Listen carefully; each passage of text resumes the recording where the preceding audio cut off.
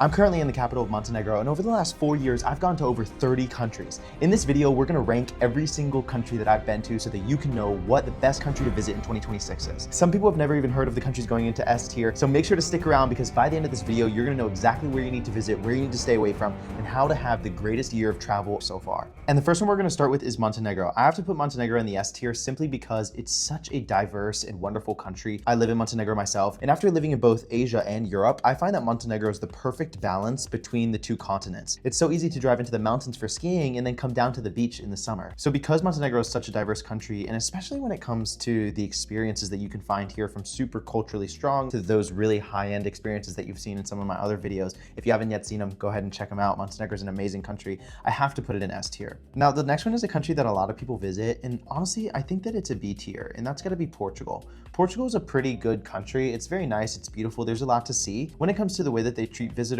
and just the actual uniqueness of what you can see, Portugal didn't really stand out to me. It could have been because I went more recently after I've experienced so many other countries, and so it might have been a little bit tainted for me, but I wasn't really surprised by too much in Portugal. Next, we have the Czech Republic. I'm gonna put Czech Republic in A tier simply because I feel like Czech Republic has so much to offer. Prague is one of my favorite cities in the world. From the culture to the food, Czechia is such a spectacular country for a lot of people that are looking to experience a balance between Eastern, Central, and Western Europe. Czechia is kind of that perfect stepping stone if you're making your way east towards more culturally traditional European countries, because the more east that you get, the more that people really hold on to their traditional values. I feel like Czechia is that perfect balance. Next, we're hopping across the pond to the Cayman Islands. I think the Cayman Islands are okay. I wasn't really too surprised or shocked. I'm gonna put them in B tier. It was nice, but I feel like the Cayman Islands don't offer too much. Next, we have France. France is a tough one. I almost feel like France needs to be between S and A, and simply because France is such a diverse country in the sense of Paris is nothing like the rest of France. France, like when you move towards the south of France, it starts to turn into almost a different country. Because Paris has been evolving into a more westernized city,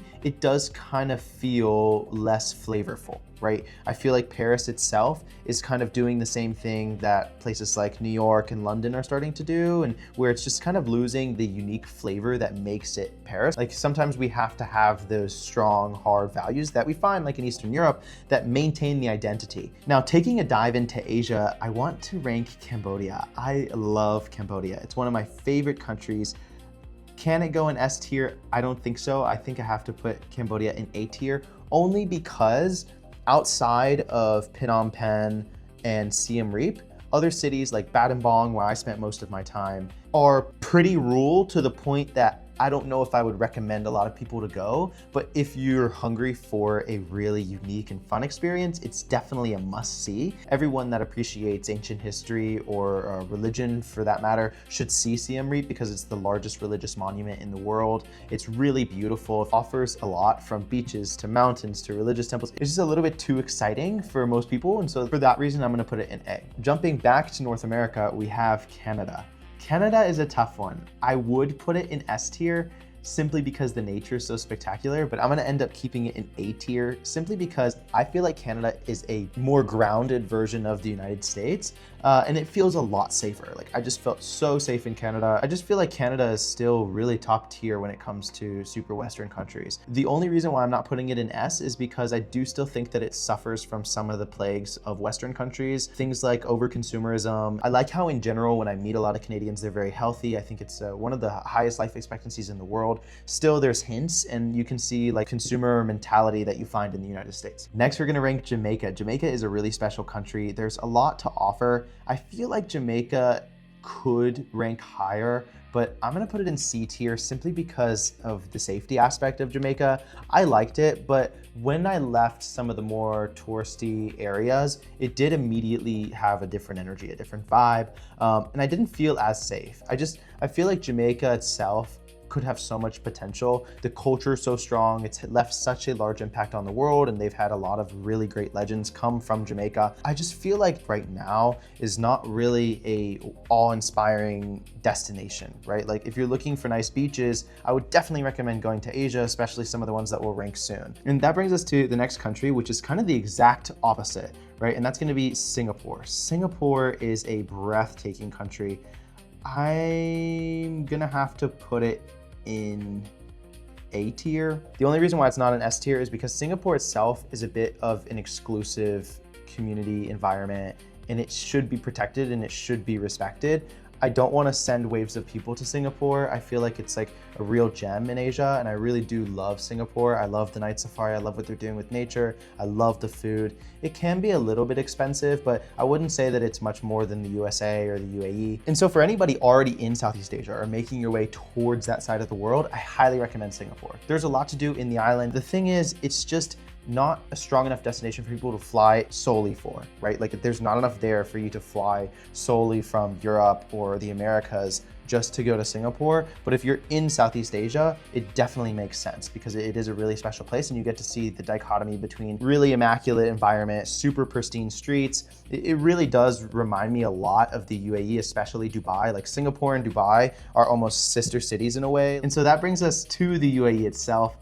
I really do have to put the UAE in S tier. It's not better than Singapore. There is just more that's offered in the UAE. The United Arab Emirates has so many different aspects and things that you can do and experience and see and people. It's like Singapore, but on a larger scale. There's far less greenery, which is something that I do wish that you could see. That's one thing I love about Singapore. It's like a Dubai, but it's completely green. In Dubai itself though, because they're able to build it on almost a flat surface of desert, it's like Minecraft. Like if you just take a flat world in Minecraft, you can build whatever you want. The thing is, the UAE is a place that far too many people don't understand, so they'll try to throw mud on its name, when in reality, Dubai is a place that the world needs, right? The world needs a place for people that are hardworking, for people that have aspirations, that are building a better future. And too many people will call Dubai shallow. They'll say that it's fake. They'll say that nothing is real there. But in reality, everything is man-made. Everything is not real by these standards that people say that Dubai is not real in terms of like the infrastructure. But everything is made by humans across the whole world. They just do it faster in Dubai. And when it comes to the culture of Dubai, I think it's really nice to be around a whole bunch of people that have high aspirations for themselves. They have high goals for themselves. They want more out of life. When you're surrounded by tons of people who want the best for themselves, their future, their families, it makes you want to do better and be better. And I think usually when I meet someone that immediately says something negative about Dubai or the UAE, I can kind of tell that there's someone who doesn't really have super big aspirations for what they want to achieve in their life. And that's not to say that that's good or that's bad. It's just when you don't have high goals for yourself, being around tons of people who do might feel uncomfortable. Whereas when you have high goals for yourself, it's easy to go to Dubai and go to these places and be amazed and be inspired by your environment and be like, wow, I want that. And so for these reasons, I feel like the UAE, especially Dubai, deserves an S tier. Next, we have one of my favorite countries in the world, which is Bulgaria. I love Bulgaria so much. For a few reasons, I haven't put it in S tier, simply because Bulgaria is a place for people that really appreciate extraordinarily strong culture. Bulgaria is nestled in the Balkans along the Black Sea, and so you'd expect for it to be really affected by all of these strong cultures around it. However, it seems to have maintained its own identity, and Bulgaria for me has some of the most spectacular nature while feeling really untouched. But I will say, in of itself, I don't know if there's enough for people who aren't exotic country travelers to make an entire trip out of. And so for that reason, I'm putting it in A tier. The next country we have is Monaco. I love Monaco. I would put it in S tier. The only reason why I'm not putting it in S tier is simply because Monaco is just so much a part of France that it just feels crazy to really consider it its own travel destination. I love Monaco.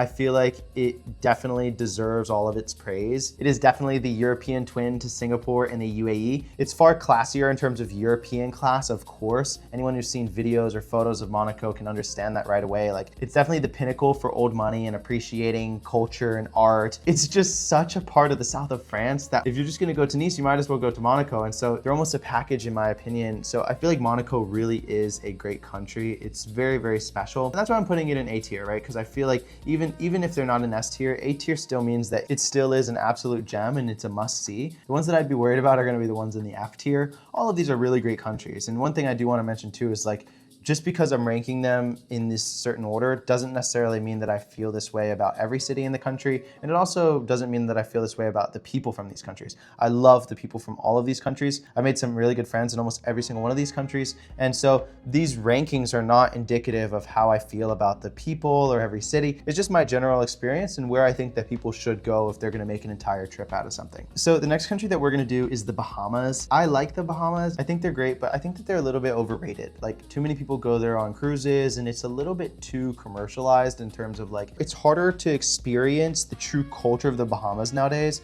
And so I feel like Bahamas are just not really a top tier travel destination right now. Maybe one day, but I really think if you're looking to explore and experience and expand your mind and your horizons, it definitely makes far more sense to go towards Asia than to go towards the Bahamas and that area of the Americas. I love that area of the Americas. I spent a lot of time there. The thing is, just right now, it's a little bit overcrowded, and so I just have to put the Bahamas in the C tier. Staying on that side of the world, we do have two countries that do have a bit of a rivalry. Funny enough, although my family is Italian, my mother happened to be born in Nicaragua. And then of course, it's hard to talk about Nicaragua without talking about Costa Rica and vice versa, right? So Costa Rica is a really beautiful country. I feel like there's so much to see and so much to do.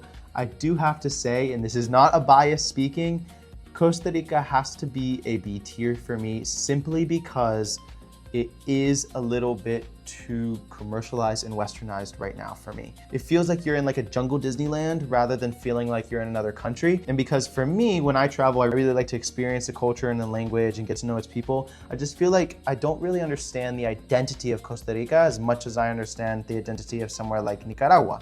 Now, Nicaragua is one of my favorite countries, right? I think it's beautiful. There's so much to see. There's so much to do. Simply because it's not necessarily the safest place in the world right now, I have to also put it in B tier. I feel like Costa Rica and Nicaragua are both really great options for traveling. I'd highly recommend them to anybody that's looking for an exotic experience. The thing is, with Nicaragua, I feel like it's a little bit more raw than Costa Rica. Costa Rica is just too developed for the type of experience that I would be hoping for when going to a place like Costa Rica, which is nice though if you can balance it and you can combine the two into a trip, right? Like Costa Rica, Nicaragua. Nicaragua is very raw. It's easy to experience what it means to be in Central America. And I feel like there's just far less gringos, right? Like white people from America visiting, which can kind of tamper a culture a little bit, not in the sense of gentrification or any of that willy-nilly. What I mean is like in terms of tourism and like walking around, like to be honest, I don't really want to go to an exotic country and then see a whole bunch of people playing AC/DC with beer bellies and a Nike t-shirt on, right? It's just like, for me, I'd rather really be able to experience and explore the culture and the people itself. And so depending on what you're looking for, it's easy to choose between the two or combine them.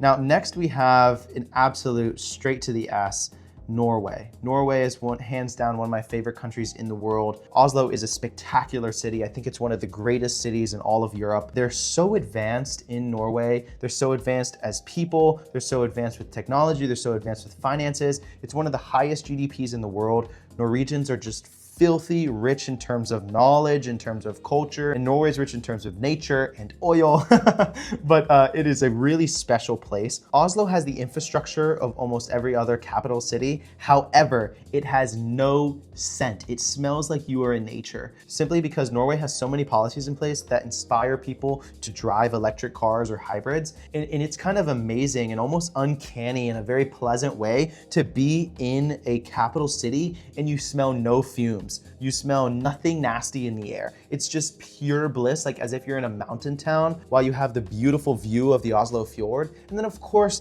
they as people are Vikings. The culture of going Viking and the history of the entire Scandinavian region blows my mind. I love it. I'm obsessed with it. And so it's really neat actually to see how they've evolved because Norwegian people are so sophisticated. So many young Norwegians dress so well. And it's just like being in a luxury magazine or a luxury catalog when you're walking around Norway. It's so amazing. And the nature is unmatched. If you're looking for the most breathtaking views, the best hikes, because in Norway, for the most part, there's almost no venomous snakes or venomous spiders, and nothing in nature in the south of Norway can really hurt you besides maybe a tick with Lyme disease, but that's rare, right? And so, of course, if you go to the north, you know, there's polar bears and wolves, but like in the south of Norway, hiking there is like one of the safest places that you can hike in the entire world. It's amazing. I love Norway. I will always rave about Norway. Some of the best spa culture, some of the best food, some of the best people, some of the best nature. I think Norway is a spectacular country. And as of now, they're doing everything right. And so I highly recommend going to Norway. More people need to go. Norway is an amazing country. Now we're gonna bang out 3 at a time here, and that's England, Scotland, and Ireland.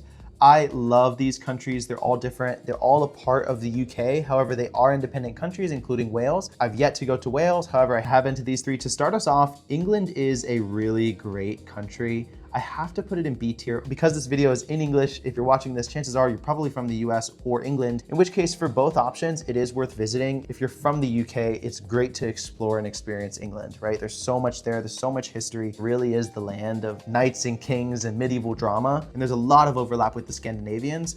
Scandinavian and English people almost share a lot of blood, especially Ireland, right? The city of Dublin was founded by the Vikings. And so there is a lot of overlap there. I really love and appreciate England and the history of England, especially exploring places like Lindisfarne, where the Vikings first raided, and then the old kingdoms like Northumbria, East Anglia, Essex, etc., Mercia. And so it is a really cool, really great country. I just feel like it's a little bit too similar to probably what you're used to if you've watched this, right? So it's worth seeing. I think England is great in the winter for Christmas, Boxing Day, etc. If you're watching this from the US and you're not sure what Boxing Day is, it's basically a day around Christmas, maybe I think the day after Christmas, where everybody does absolutely nothing, like everything's closed. I don't know too much about the purpose of Boxing Day, but I know that nobody does anything on Boxing Day. It's great. England to me is a European version of the US. I think that they do a lot of the things that the US is working on a lot better.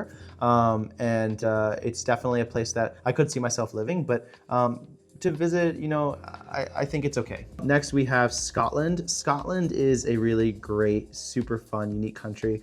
I think that the nature is almost unmatched in Scotland. Like it is really special. The people are very special. I've been to Loch Ness, I've been to Far, I've been to Edinburgh, and they are just amazing cities. I feel like Scotland itself is a little bit more of that Harry Potter-esque energy that you'd be thinking of when you think of like UK.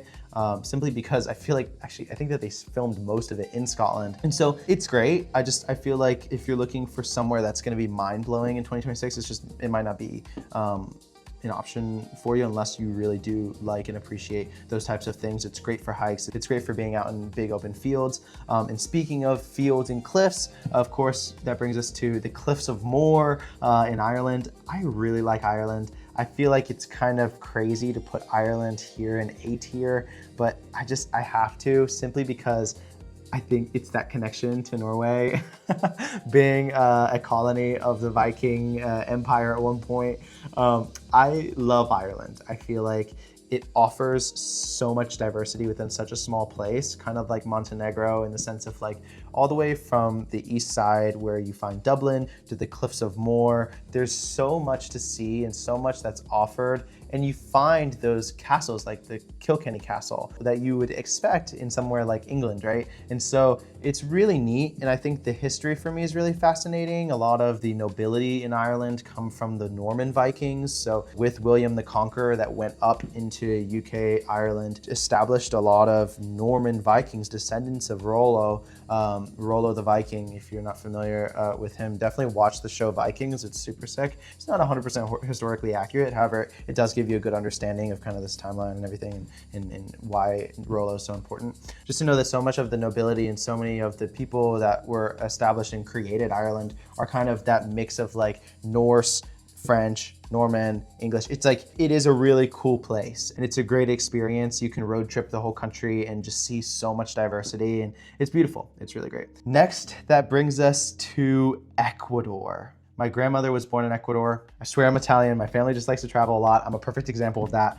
My grandmother was born in Ecuador, and it's a really great country. I'm gonna put it in B tier simply because I feel like although it offers so much unique nature and beautiful culture, from native people to a blue zone with some of the oldest, longest living people in the world, to the Galapagos Islands and a wonderful, amazing, cute town of Quito, it is maybe not as safe. And I feel like you can find some more awe-inspiring experiences in places like Peru, which, to be fair, I haven't been to, so I don't know. When I see what people share and what my friends tell me about Peru, I feel like Peru, Chile, Argentina like offer some other things that I didn't get to experience in Ecuador. I could be missing some key elements of what makes Ecuador so special, but for me, you know, it's cool to be on the equator. It is really cool to experience Quito, and we did horseback riding over the mountains next to a beautiful volcano, and something that you can also do in Nicaragua is like volcano surfing. That is really cool. I've yet to do it. You can also find that in Bali and Indonesia, but I feel like Ecuador is a really cool country. Through the experience I had in Ecuador, it just makes sense to put it here in the B tier. Now, wrapping up the Spanish-speaking countries, we have the mother of all of them, which is Spain.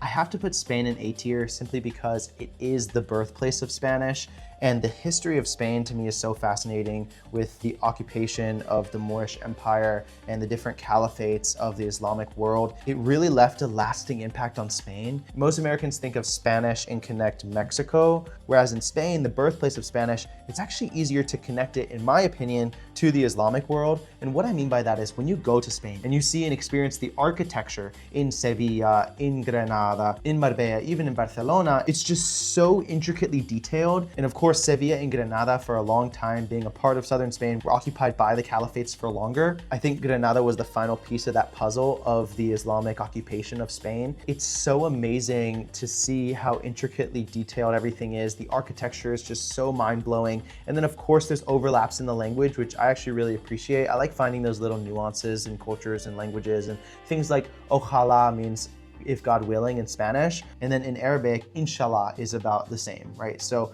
ojalá, inshallah, like these overlaps, for me, it's so exciting. And to see Spain and experience it and realize that it's so diverse, and there's places like Basque country blows my mind. Basque is a place in Spain that has a culture and a people and a language unrelated to anything else on this earth. And it's thought that those people in Basque country were originally from Europe, whereas every other person is a descendant of Indo-Europeans, which came from the steppe, which is like in modern day Ukraine. And those people, you know, came from Africa, etc. Well, the Indo-Europeans, we had some Indo people go to the Indus Valley or India, and then others go to Europe, Indo-European, right? Of those Indo-Europeans, a lot of them came into Europe and they conquered it and then turned it into their own things, right? Like the ancient Greeks or the ancient Romans. However, Basque was there far before them with their own language that's unrelated to anything else in this whole world. And now it's a part of Spain, and it blows my mind. It's so cool. Spain itself also, like Madrid, Barcelona, like these major cities are just so amazing. Great gyms, great food, so much that's offered. I will say it is culturally kind of missing its spice in these major cities, but that's kind of the plague of Western cities right now, with pushing too much for mixing cultures. It's great to mix people and races, but mixing cultures is where you kind of lose that identity. And I feel like some of these major cities don't have the same strong identity that you can find in places like Sevilla or San Sebastian. And so, you know, I think Spain is a really great place for a lot of people to visit, and it is in general just a really great country. Next, we have one of my all-time favorite countries in the entire world. This is probably, if I could live anywhere in the world, it might be Vietnam. And the only reason why I don't do it now is because the time zone is tough for work, like being in the opposite time zone. The time zone is tough for work and communication, but Vietnam itself is just the most spectacular country with the strongest culture I've ever seen. I've never seen a place that has a culture that you can experience from the time that you step on the plane of the country you're leaving. Right? Like when you fly Vietnamese Airways, all of a sudden they're playing traditional music on the plane, or like it sounds kind of like spa music to an untrained ear, but like, you know, okay, wow, nice spa music. And then everyone is dressed so elegantly in traditional Vietnamese clothing, and everything is like lotus themed. It's amazing, it's so beautiful. But when you get in the country, it's even stronger. Like I've never been to a country that is so culturally rich and so diverse. It blows my mind. From the greatest food, and I'm vegan. If you've watched these videos, you know Vietnam has the greatest vegan food and vegan options. And simply because they don't recreate things that already exist, they create new things. For example, a burger already exists, right? In most places, they make a veggie burger. Okay, but that's kind of lame, because for the people that are looking for a burger, now they just have a burger that tastes different. Whereas in Vietnam, I noticed so often at so many different restaurants, they would create something completely new. It's not some vegan version of shrimp. It's just a completely new dish. It was amazing. It's so good. But on top of that, Vietnam has some of the nicest people and some of the most insane nature, with some of the most diverse cities, everywhere from Hanoi and Ha Long Bay in the north to Da Nang and Hoi An in the center to Moi Nai and Ho Chi Minh in the south. Vietnam for me is my happy place. Like it really is, I think, one of the top destinations that every single person in the world that has the resources to should see. They need to experience it, especially cities like Da Nang and Hoi An and Hanoi. And if you can see at least those three, it's great, you're golden. If you're in Hanoi, try to go to Ha Long Bay, but if not, you don't need to. In Hanoi, you can walk everywhere. In Da Nang, you should have a car. In Hoi An, you can walk everywhere. Ho Chi Minh is like their version of New York City. It's cool, there's a lot to see, but it's not as culturally rich as the rest of the other places. Moi Ne is cool, Dalat is cool, but honestly, for the most part, Da Nang, Hoi An, and Hanoi are just some of the greatest cities in the entire world, in my opinion. Just like, it's just the greatest culture, the greatest food, the greatest people. Vietnam all the way is a 100, 10 out of 10, 10 out of 10, you have to go. Next we have Indonesia. Indonesia is a really great country. Bali is spectacular. I've never been to Jakarta or the other islands. I've only really been to Bali, so it is tough for me to give a full all-inclusive rating on Indonesia. However, from my understanding, Bali is in of itself its own culture. So with this rating, consider it more towards Bali. My understanding of Indonesia as a whole is it's a little bit more raw than Bali and it's a little bit more culturally strong, which is great. I think the culture in Bali is really special. I think that it definitely is a place for nomads who appreciate holistic living, focused a lot on just the quality of life and experiencing the world. And I think the people that go to Bali are really great. There's many Australians that'll travel there because it's easy. However, the food in Bali is some of the best food I've ever had. I love Indonesian food, especially vegan mee goreng. I love how colorful all the plates are in Indonesia. I honestly have had better massages in Vietnam and in Thailand than I have in Indonesia. However, when it comes to the service and staying at nice places, it is super affordable, honestly. People complain about Bali being expensive, but I feel like for the most part, it doesn't really compare in terms of expensive to some of the other places in the region. And so I think Bali is a great place for a lot of people to visit. Next, we have Hungary. Hungary is a really great country. It's super special. I went to Czechia and Hungary at the same time, one and then the other. I feel like I have to put Hungary in B tier simply because personally I haven't experienced enough Hungarian culture to really have a full say. I spent a lot of time in Budapest. It was one of the most eye-opening and fantastic solo travel experiences I've ever had. I went with a group of people, but then I needed to go get my hair cut, my phone died. So for an entire day, I was just completely alone walking around Budapest. And Budapest itself is pretty neat because it's split between two cities. You have Buda and Pest. It's not Budapest, okay? They're not pests, it's Pest. Buda is considered to be more of the rural side of Budapest, and then Pest is more the city vibe. There's a lot more happening. There's great ruin bars. It's a really cool city. I think that Budapest has a lot to offer. I would highly recommend many people to go. If you can go for the Formula One Grand Prix, or if you can go for any other experience that might be taking you through the Danube River, maybe that's a river cruise, whatever it is, Budapest is a great city. The thermal baths are really special. I'd say all in all, I love Hungary. I just haven't really experienced enough of it to be able to say with full confidence it's an A or an S. Next, we have Croatia.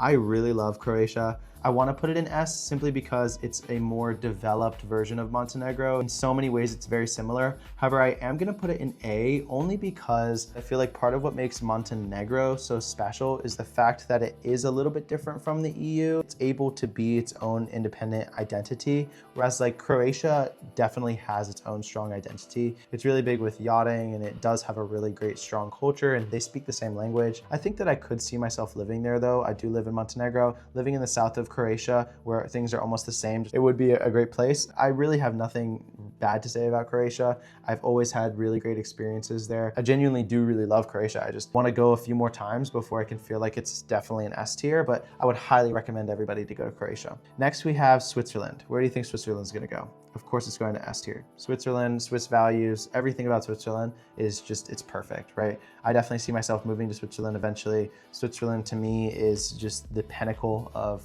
human living and human society and human values. Like Switzerland is the perfect balance between tastefulness, nature, and community. Obviously things like nice watches, especially brands like Audemars Piguet, come from Switzerland. And it's just hands down one of the most beautiful countries in the world. Switzerland for me is just, it's the creme de la creme. So many different languages. You have amazing cities from St. Moritz to Lugano to Lucerne with so many different languages and the best options for grocery shopping and restaurants. For me, Switzerland is the creme de la creme. They've always been a neutral country. They're so sophisticated. Almost everyone that lives in Switzerland speaks a bajillion languages, and all around it's just one of the most beautiful inside and out, from the people to the culture to the architecture to the nature. It is a place where if mountains could be designer, they would. Louis Vuitton and Gucci mountains everywhere. It's so beautiful. All right, just a few more here. Next we have Slovenia. Slovenia is a really special country. I was really surprised when I went to Slovenia. You saw it in my last video. I think Slovenia for me is teetering between S and A tier. I haven't been enough yet to fully have a justified opinion, and so I'm gonna put it here in the middle between S and A. I feel like Slovenia is a Switzerland that's reminiscent of some Balkan customs and cultures. They speak a similar language to Croatian/Serbian, but it's not the same. It's a little bit like Italy. The nature and the pristineness of the environment is a lot like Switzerland. And all around, I was amazed by Slovenia, and everyone I talk to always raves about how beautiful it is. I feel like Slovenia is a really, really, really great, beautiful place. To me, it was the land of fairy tales. I feel like I was living out my medieval dreams when I was there last week. It's just, for me, it's one of the most beautiful, most mind-blowing places, and I highly recommend Slovenia to any and everybody. Next, we have Thailand. Thailand is a really, really, really special country. I love Thailand. I've been all over, from Bangkok to Chiang Rai to Krabi to Koh Samui to Koh Phangan. And for me, I feel like Thailand is definitely a must-see place for almost everyone. However, it's not as awe-inspiring as Vietnam, for example. I feel like Thailand is a little bit overrated in the sense of like people thinking that it's the creme de la creme of Southeast Asia. I think that it is great, and I definitely recommend everyone to see Thailand. There's just so much more that's offered in terms of cultural richness and affordability that you can find in Vietnam. Whereas with Thailand, you know, there is definitely a lot that's offered. It's just maybe not as culturally strong anymore because there are so many people that go there. A lot of Europeans specifically go to Thailand a lot. Just, I feel like it is as well kind of becoming a little bit too popularized to the point that it just might make more sense to go to a neighboring country where you're gonna get a similar experience. I will say the islands for me were definitely some of the best parts about Thailand, like Koh Phangan and Koh Samui. Those were really special. I would highly recommend that. Next, we have Austria. Austria is a pretty awesome country. I would like to put it in A tier, but for the reason that I haven't experienced enough of Austria, I feel like I have to put it in B. I was really impressed with Tyrol as I was driving through it from northern Italy, and I feel like Austria in general has such a strong presence culturally. Obviously, classical music comes from Austria. Some of the greatest composers of all time are Austrian. And you know, Austria itself is just a really beautiful country with some of the most insane nature, some of the most beautiful architecture. It's very sophisticated, it's very clean. I haven't been to Vienna, and my understanding is that it is like the creme de la creme for coffee shops and for elegance, and it's like, you know, everything that I love about Switzerland, but in a city, right? Because Switzerland, I think, offers all of these things on a cultural scale. However, Vienna is like everything offered within one city, right? And so I think I would really like Wien. When I finally go there, we're definitely gonna have a video for that, and then maybe this will change my rating and I'll probably bump it up to A or S. However, for now, it's gonna be in B tier. Now we have 3 special countries left. We have Azerbaijan, Italy, and the US.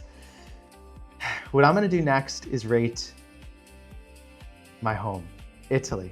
Italy is where my heart is, it's where my family's from, and of course it's going in S tier. Why is it going into S tier? Because it's such a diverse country, from South Tyrol in the north, to Rome in the center, to Naples, Sicilia, and everywhere else in between. You even have Sardinia, Genoa, Lago di Como, like everywhere in Italy, there's something for someone. And the culture and the people are unmatched. Similar to Vietnam, however, with the Italian hospitality and flair, literally the stereotypes for loving people come from this place.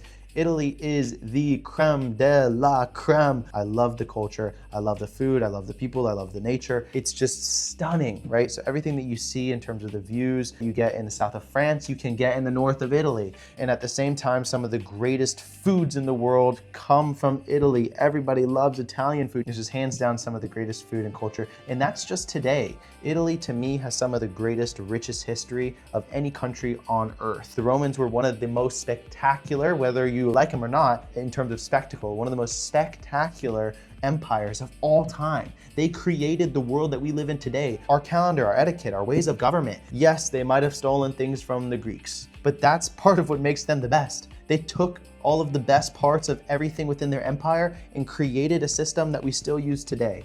Rome, hands down, one of the greatest and the most impactful cultures, societies, empires of all time, hands down. And the descendants of those people today in Italy are some of the kindest, most smart, most sophisticated, most elegant, most spectacular people in the entire planet. And now let's roll to the next country, Azerbaijan. Azerbaijan, for me, was an absolute shell shock. I had no expectation going in. I didn't know what it was going to be like. I had never been to that side of the world. I was like, okay, is this like Central Asia? Is this Europe? Like, where am I? Apparently, they consider themselves Caucasian, and no one can tell me if it's Central Asia or if it's Europe, right? I think that Georgia, which is a neighboring country, is in contention for EU, which could mean that this could soon become Europe. I feel like it might be more of Europe than anything else, especially considering Baku, the capital of Azerbaijan, feels like a more clean, more modern version of Paris. Like the architecture in the streets felt like I was driving in a Paris from a movie set. I was like, what is happening right now? Everything is marble, everything is granite, everything is beautiful. And it truly is a really spectacular country with some of the best people. It was so calm, so cool. I have to put Azerbaijan in S tier. I don't think that it makes a lot of sense for a lot of people that won't be on that side of the world if you're going all the way from the US to Azerbaijan. Azerbaijan for me was just a really spectacular place, I have to say. For me, it's a 10 out of 10. It's a must-see, especially if you're already going to be on that side of the world or if you're in Europe now. Azerbaijan is great. Even outside of Baku on the coast of the Caspian Sea, Azerbaijan has some of the most beautiful views of the most beautiful mountains and some of the most spectacular cities that they're building there as new developments. Even Porto Novi in Montenegro was built by an Azerbaijani. And so for anyone that saw my video on Porto Novi, the mini Dubai hidden in Europe, you'll have a good understanding of what Azerbaijan is like. Finally, we have the United States of America. Will America get an F, a C, a B, an A, or an S? I'm gonna have to put America in C tier. None of these countries are getting an F simply because every country has something to offer and all of them have been really great experiences for me. Even though I had sepsis in northern Thailand, it was one of the greatest hospitalization experiences I could have ever imagined. They really took great care of me and the country itself is beautiful. The United States, although I don't live there anymore and I'm not so fond of the direction that the country's going, it still has a lot to offer. I feel like the United States does a few things very, very, very, very, very well, and that is helping inspire people to know that they are capable of doing whatever they set their minds to. I think that the American dream is still alive. It's not a white picket fence. It's being able to do whatever you dream that you can do, especially with the tools available to us today, like social media and working online. Had I not been born and raised in the US, I don't know if I'd be working online. I don't know if I would be creating these videos. And although I do rat on the United States often, I'm so grateful for the opportunities that it has given me, simply because the United States is a place that inspires the world to think bigger, do better, and leave a lasting impact. The attitude and the desire that is instilled in Americans, I think, is wonderful. The way that it's manifesting today is something I don't necessarily agree with, and that's why I don't live there. I think the overconsumerism, the diet, the healthcare system, etc., it's just not heading in a direction where I can see much light. I think that that empire may need to fall for a new one to rise. And okay, whatever, it can run its course, just like almost every country has. I don't want to be a part of it as it's happening, and that's part of the reason why I don't live there. And I also don't like the attitude of most Americans of the isolationism of thinking that one, they're the only country in the world, or two, and this isn't everybody, but one, thinking that they're the only country in the world, or two, thinking that every other country is third world and that there's nowhere that's better than the US. I think almost every single one of these countries is better in a lot of ways. And that doesn't mean that I would never want to be in the US again, but I know that things like the trends that the US is going down in terms of health and in terms of mental state, and just the way that the average person lives in that country, it's just, for me, it's something that I wouldn't really recommend to many people. Now, when it comes to traveling and visiting, I think that the US is great. There's a lot to see. For someone coming to the US for the first time, I wouldn't really recommend doing the typical New York City, right? I think that it makes a lot more sense to explore and experience more upcoming cities right now, or in my opinion, what I think is better is to explore national parks or the Midwest, where the nature is just unreal. It's so beautiful over there. And so I feel like it does make a lot more sense for people that are looking for a breathtaking experience to go to Hawaii, go to Alaska, go to Arizona, go to New Mexico, go to Colorado, go to Utah, go to Montana. Like, these places are really beautiful. San Francisco's cool, LA is neat, Miami's cool, Austin is pretty neat, New York is okay. I think that it's a little bit dirty, a little bit scary. For the most part, I feel like it's just so much easier to be happier and really feel what it means to live in a community and to live life and experience and love, to love your neighbor and be a part of the real world when you spend time in some of these other places that we've listed here. Here's my ranking. I highly recommend going to any of these countries really, but for the most part, these S's and these A's should be at the top of your list. So if you enjoyed this, please let me know. I'll see you next week for a video in the UAE. We're going to Dubai. See ya. I always knew you'd be a star on the stereo. You on the stereo.